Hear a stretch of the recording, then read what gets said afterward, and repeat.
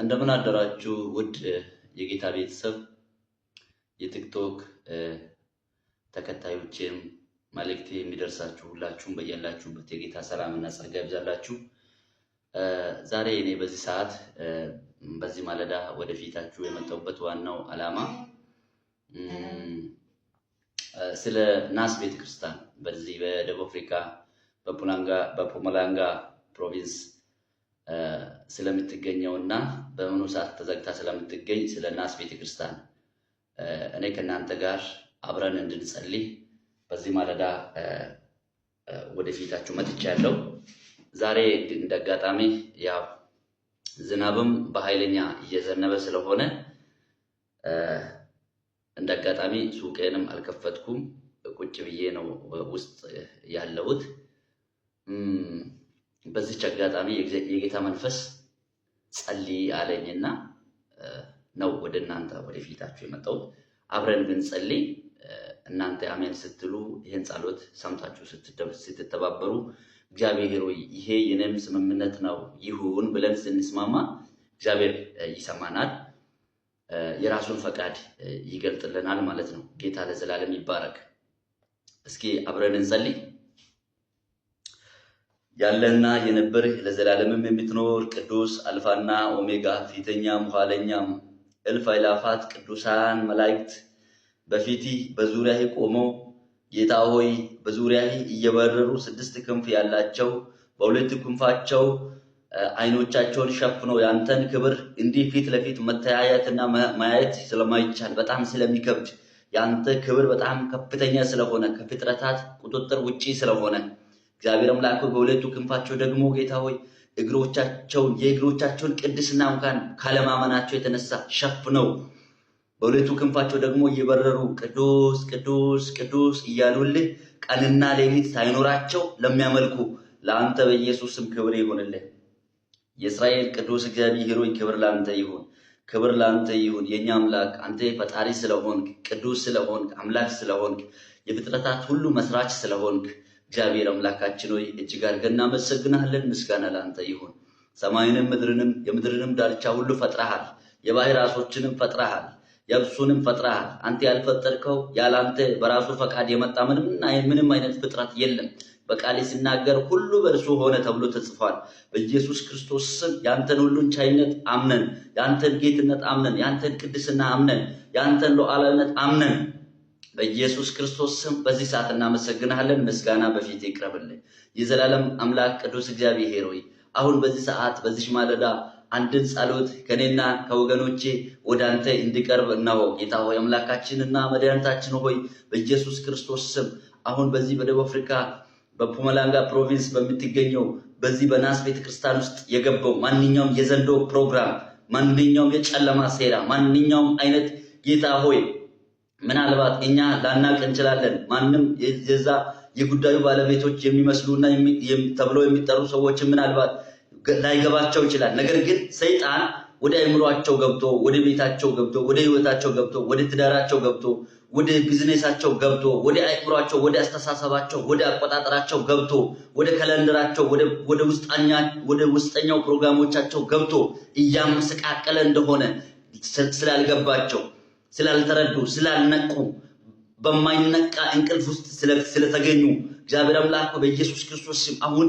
በእነሱና በዚህ በዘንዶ ኃይል ላይ ጣልቃ እንድትገባ እንጸልያለን። እግዚአብሔር አምላክ ማንኛውም ሰው ቢገባው ኖሮ መስቀል ላይ ከከፈልክለት ዋጋ የሚበልጠውን አልተበደለም።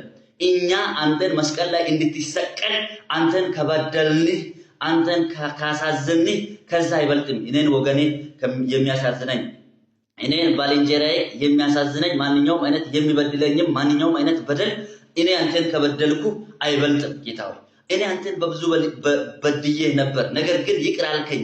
መስቀል ላይ እየዋልክልኝ፣ መስቀል ላይ እየተሰቀልክልኝ፣ መስቀል ላይ እየሞትክልኝ የሚያደርገውን አያውቅምና ይቅር በለው ብለህልኛል። ስለዚህ በኢየሱስ ስም ይህ ምስጢሩ ቢገባኝ ኖሮ ጌታ ሆይ ምንም እንኳን ቢበደል የትኛውንም መተው ይችል ነበር። ይስሐቅ የቆፈረውን የራሱ የሆነውን በራሱ ልፋት የቆፈረውን ዋጋ ከፍሎ የቆፈረውን አትጠቀምም ተብሎ ሲከለከል ትቶ ነው የሄደው። ትቶ እልፍ አለ። እኛ ግን መተውን አላወቅንም።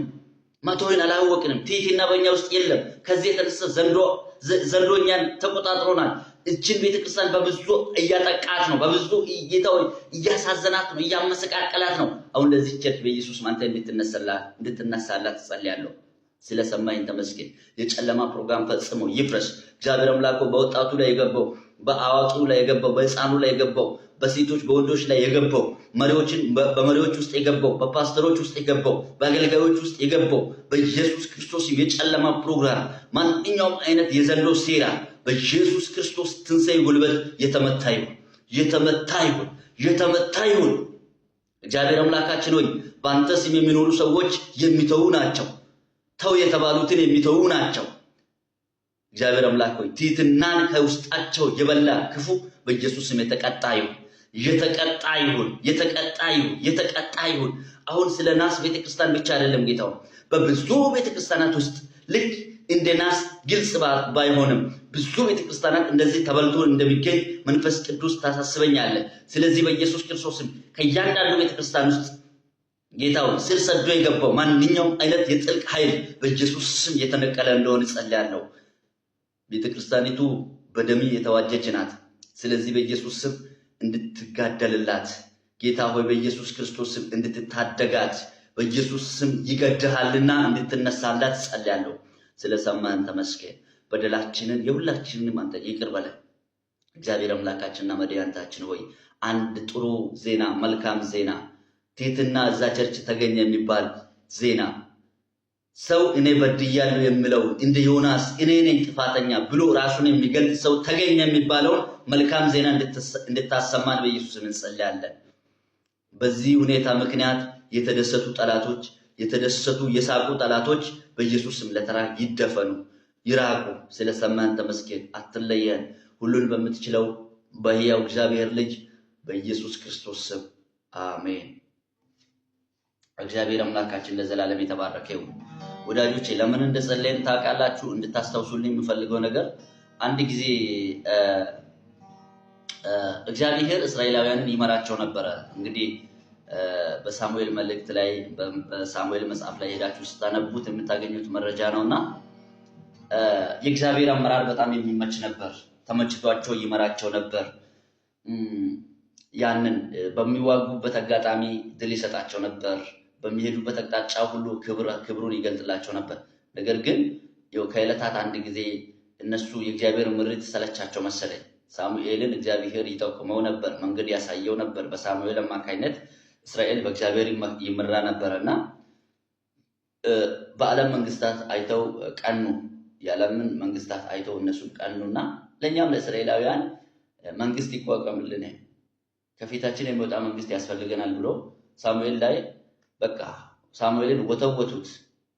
ሲወተውቱት እግዚአብሔር እንደዚህ ያለው ሳሙኤልን አይ አንተን አይደለም እኔን ነው የናቁኝ፣ ስለዚህ ዝም ብላ አንግስላቸው ብሎ የቂስን ልጅ ሳውልን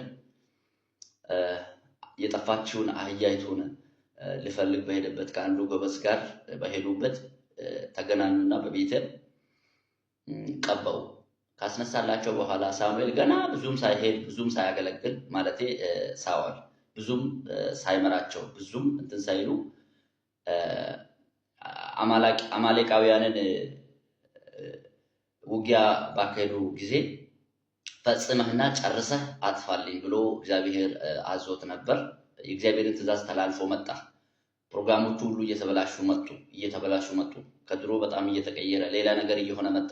ከዛ ፈሩና እንደዚህ ያሉ ለሳሙኤል በእርግጥ አንግስልን ብለንህ ነበርና አንተም አንግሰልናል። ያነገስክልን ይህ ንጉሳችን ደግሞ ሁኔታው ብዙም አልገባንም ያሉ መሰለኝና እንዲህ አሉት። ስለኛ መጸለይን አትተው አሉት። በቃ ይሄው ነው። ስለዚህ የናስ ቤተክርስቲያን መሪዎችም አገልጋዮችም ስለኛ መጸለይን አትተው ብሎ ጥሪ ስላቀረቡልን ሁላችንም በያልንበት ልንጸልይ ይገባል። ጥሩ ነገር እስክንሰማ ድረስ እግዚአብሔር ከእናንተ ጋር ይሁን። ሳሙኤል እንዲህ ብሎላቸው ነበር፣ እኔ ስለእናንተ ባለመጸለይ እግዚአብሔርን እንዳልበድል ይህ ከእኔ ይራቅ ብሎ ተናግሮ ነበር። ያ ማለት ምን ማለት ነው? ስለሌላው አለመጸለይ እግዚአብሔርን መበደል ነው። ተባረኩ። ወዳችኋለሁ። ለሁሉ